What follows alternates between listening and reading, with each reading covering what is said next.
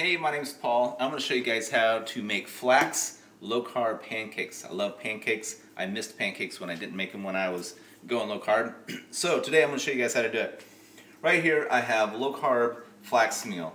All I did is I went to my local hardware store, or not hardware store, health food store, got some flax. I put it in the blender and I turned it on high. If you put enough of it in there, what it'll do is it'll blend it up on bottom, it'll push it up the sides, you shake it a little bit, and it creates this rotation slow, and it really grinds it up nice and thin. You can also buy this pre-ground at your grocery store, but it's really expensive, so I prefer to do it myself. So what ingredients we're gonna need today: flax meal or flax flour. In here I have some almond flour. You don't need to use almond flour; it's pretty expensive, but I like the flavor of it, and I like to just mix things up a little bit. So I'm gonna use a little bit of almond flour. We're also gonna need some cream, some half and half. We'll take some tap water in just a minute. We've got vanilla, baking powder, baking soda, salt, and that is all you're going to need. A couple of eggs, which we'll use those in just a second. Okay, so what do you need first? We're going to start off with, and I'm looking to a recipe here, we're going to start off with just over half a cup of, just about half a cup total of flax meal. And then we're going to top that off with a little bit of coconut flour to make this just about 3/4 of a cup. That's probably just a little bit higher than that, but that's fine. So that's what we're starting with. And then many recipes won't call for salt, but I think things just taste better with salt. So I'm going to go ahead and grind this into my hand. That's maybe half a teaspoon of salt, somewhere in that ballpark. Flax is almost like zero carbs. In fact, if you look at it, it's like the flax adds probably zero carbs. Almonds, it's about the same as what regular almonds are, so that amount of almonds, that might have been 3 or 4 carbs, 4 carbs. Next up, we're going to use baking powder. It doesn't take a lot. This is a teaspoon I'm measuring with, so that's just about half of a teaspoon. And then baking soda, we're going to do the same thing. Just about the same amount. That's probably half a teaspoon. And then vanilla, I just kind of throw some in there. I don't really worry too much about it. It probably is coming out to about a tablespoon of that. I'm sorry, not a tablespoon, teaspoon. I like vanilla a lot. And then for cream, what you want to do, I usually use about half cream, half water. Or I beg your pardon. I just kind of mix a little bit of all three up in there. So I'll put like 1/4 cup of half and half, 1/4 cup of cream. That puts me up to a half cup.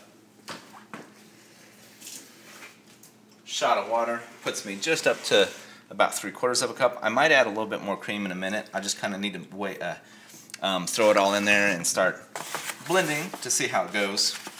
And then with this batch, I'm going to go in with 3 eggs.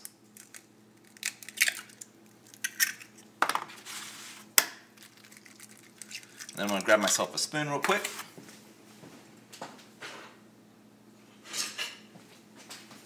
And get this whipped up. Now the flax and the and the almond flour, they're going to soak up a little bit of moisture, and this is going to thicken up. So I got to plan for that a little bit, especially flax. It really, really does soak up water and gets thicker over the course of time. So I can kind of tell, right now this is looking pretty runny, but in just a second this is probably going to thicken up. So I have got this just a little bit more flax. So just to finish this off, I'm going to go ahead and put that in there.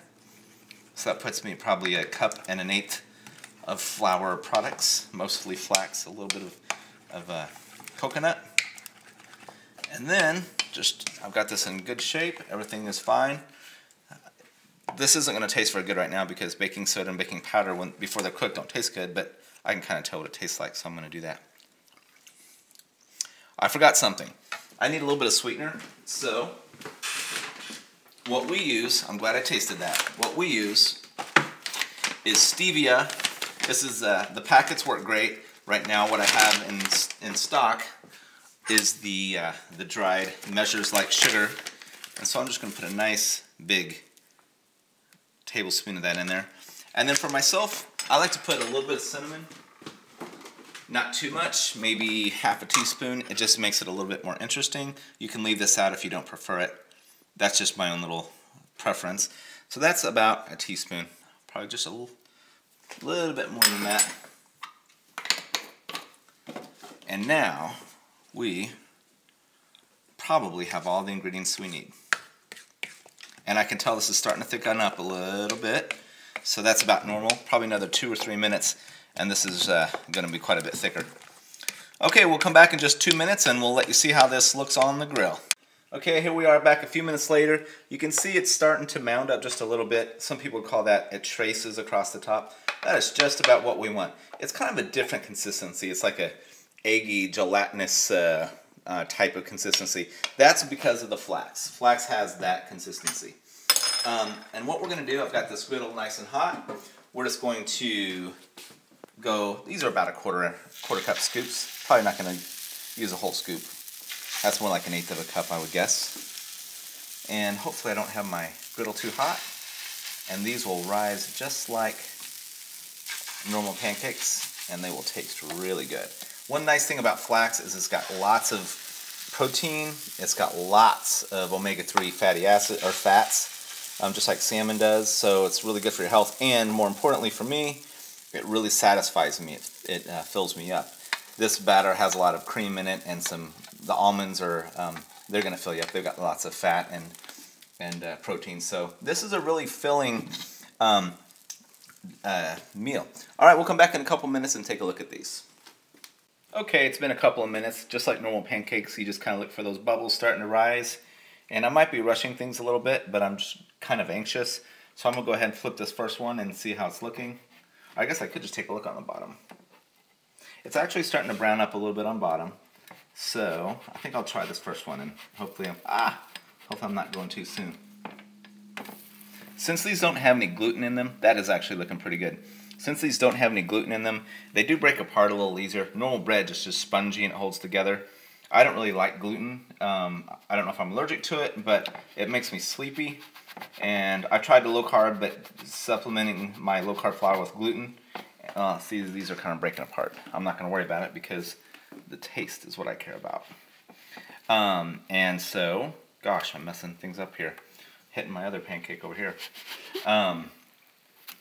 But yeah, these are good, and you got to be a little more gentle. They're a little more delicate than a floured pancake would be in terms of being able to pull them apart without gluten. These actually look really good. So, okay, we'll come back in 1 minute. Okay, it's been a few more minutes. I can tell just by feel that these are about done. Also, I took a little peek, and so I'm going to throw a few of these on my plate. I'll go ahead and take the broken ones for myself, and then let's see how these are looking on bottom. Looking pretty good. So I'm going to throw 3 down for me, and we'll put some more batter on in just a second. But first off, just so you guys can experience what I'm going to experience, I'm just going to throw some butter on there. And I am not afraid of butter. I'm not afraid of fat, at least the natural fats like this, as a low-carb guy. I know that it makes me feel full. It makes me feel like I'm not cheating myself out of things I enjoy, especially on a Saturday morning eating pancakes.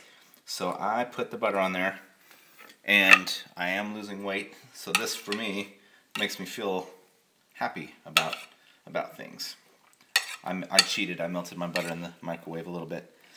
Now, the syrup I use, it doesn't really matter, I suppose, as long as it's sugar-free. Mrs. Butterworth's, I like it. Costs about the same as regular Mrs. Butterworth's, which is unusual for low-carb foods. And it's got 8 net carbs.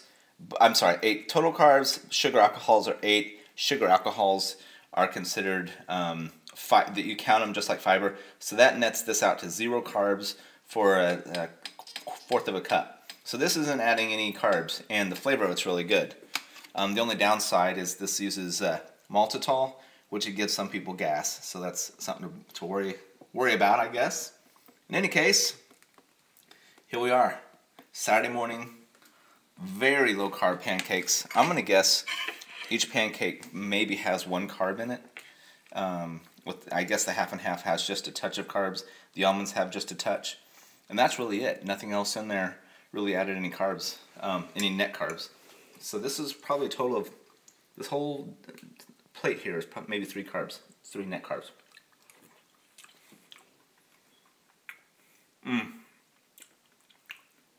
I kid you not, these to me are as good as my mom's pancakes were. These are so good. Anyway, I really recommend this recipe. This is great on Saturday morning. Thanks for watching.